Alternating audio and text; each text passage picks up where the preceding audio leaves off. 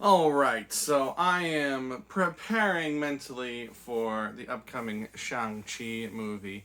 And since it's not a sequel to anything in the MCU, I decided to track the organization of the Ten Rings throughout the MCU. So I rewatched the first three Iron Man movies and the one-shot All Hail the King, focusing on Trevor Slattery. I know technically there's a Ten Rings member in Ant-Man also, but I didn't feel the need to rewatch that as part of this because we don't really get much from that. So, my main question heading into Shang-Chi is, are there multiple organizations called the Ten Rings? Or another way of asking that question is, are the Ten Rings, or is the Ten Rings group that we see particularly in Iron Man 1 the same organization that the Mandarin leads in Shang-Chi? And this kind of arises just from the cultural divide, right? So the Mandarin is a Chinese character, a Chinese warlord. His name is the name of a Chinese language. I think they say in one of the movies that it means advisor to the king, but one of the main Chinese languages spoken is Mandarin. But in Iron Man 1, I wrote down here, Yinsen at one point says that the people in this cave area, right, that he has been living in, speak Arabic, Urdu, Dari, Pashto, Mongolian, Farsi, Russian, and later on Hungarian. Now, I don't know if I pronounced all of those right, but those all seem like Middle Eastern and European languages, and most of the people that we see there are Middle Eastern or European. So I'm curious how that connects to a Chinese warlord. Now, in Iron Man 2, the only bit of Ten Rings that we get is the guy that gives some documents to Ivan Vanko in Russia. And it's kind of hard for me to tell. I'm not great with stuff like this, but it looks like he might be more Asian European, rather than Middle Eastern European. So, is he part of the same organization from Iron Man 1? Or are they two different organizations, one more based in China, one more based in the Middle East, that are both using the same names? Basically, is the organization in Iron Man 1 doing what Aldrich Killian did in Iron Man 3, which is where he heard about this group or this warlord, decided to use it for the imagery that it puts forth in people's brains, and took it from there.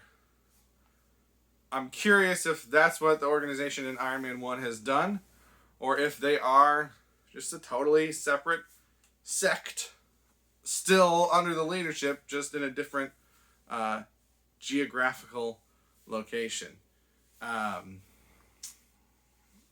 Obviously, in Iron Man 3, we get a lot of Trevor Slattery pretending to be the Mandarin, and we get the flags of the Ten Rings and things like that, which seems similar to the ones in Iron Man 1. So they have done at least some research. But again, I'm like, is this the same organization that the Mandarin actually runs? Or is it kind of a copy of a copy of a copy that's gotten watered down over time?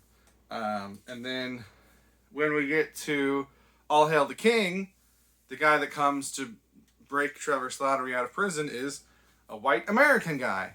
So he doesn't fit any of the people that we've seen before. I don't remember the nationality or the appeared nationality of the guy in Ant-Man.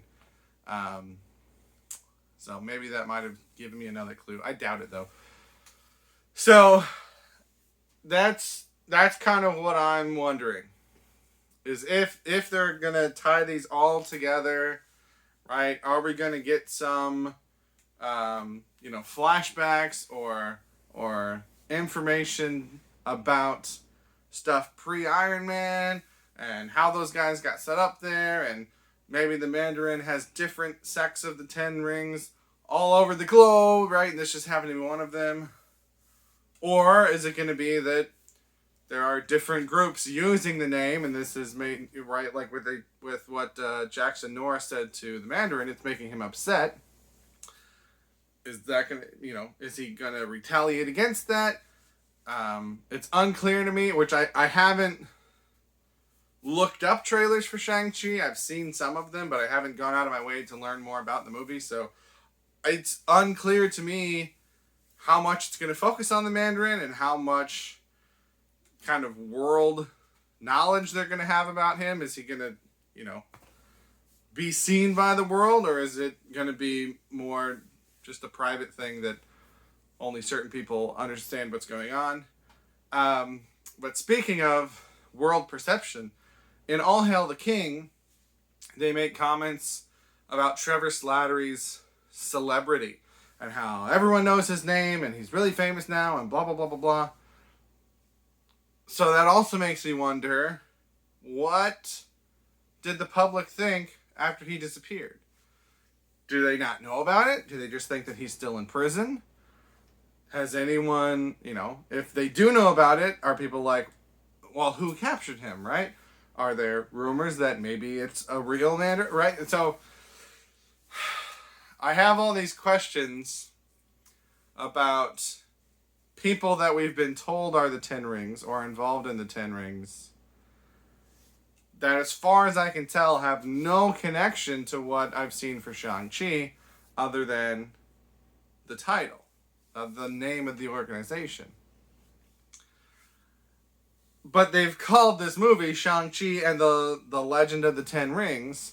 So clearly they're playing on the audience's knowledge of that organization, because this is not as well known of a character as some of the other heroes that they've made movies for. So how do you get characters, or how do you get audience members to come see this movie? You tie it into the Iron Man movies. But is that just going to be a bait and switch and they don't address any of it, or it was all just different people using the name and none of them actually matter and blah, blah, blah? Or is it actually going to come together? I would hope that there would be something more to it than just, oh yeah, they just used the name, whatever. But at the same time, I don't want a new movie focusing on a new character to have to do a bunch of legwork to connect to old movies. So I'm hoping that it all makes sense, but I'm not necessarily expecting that I'm going to understand how everything all connects together after I see it, which I think is a safer way to go into the movie, because I don't want to be disappointed.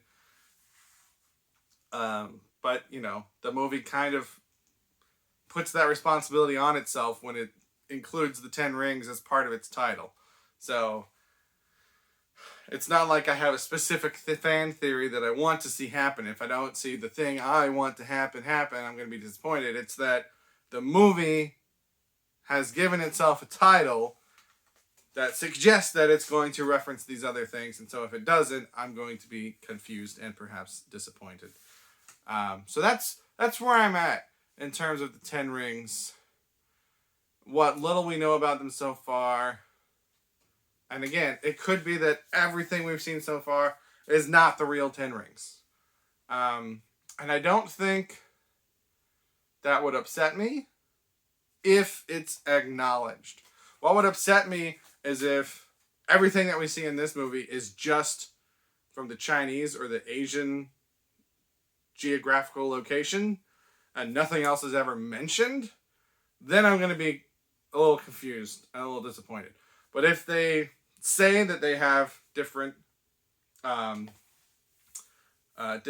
groups around the world, then that's fine. I think that's enough. One line saying that is fine. If they say that other groups around the world have been using their name, but they're not really, following the Mandarin, I also think that's enough. So there's different things that they can do. They don't need to do much I just want them to address it. If they don't address it, I think that would be weird. If they don't address Trevor Slattery, that's going to be weird because he was broken out of prison to come before the Mandarin, who's in this movie, but it's not about him. It's about his son.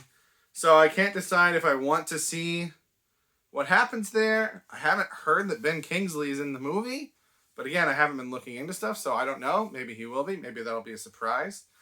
But I don't really want the movie to take a lot of time to answer that. I just don't want them to ignore it. So again, maybe a line of dialogue or a quick scene at the beginning or something like that. So I don't know. I'm not sure what to expect from this movie. I'm not sure what I want from this movie. So it's kind of hard to know what my expectations are going to be. As I've said in other videos, my expectation for a movie can greatly dictate how much I enjoy it.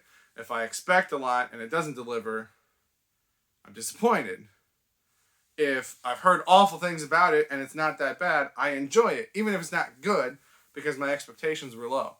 So I'm trying to keep my expectations low for this, but I feel like Marvel is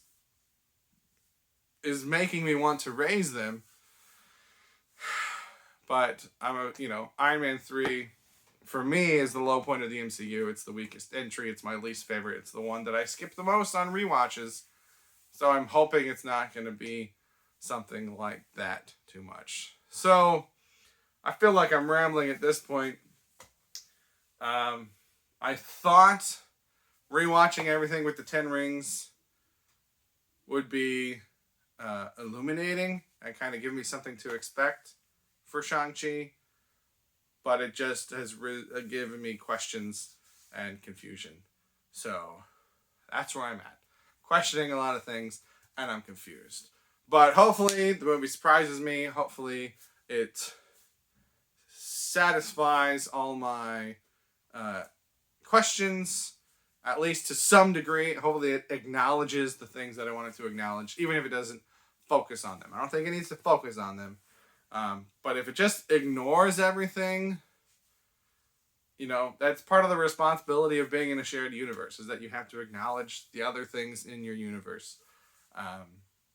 So hopefully it doesn't ignore them. But those are my thoughts. That's all I've got for now. Thank you for watching. Have a good day.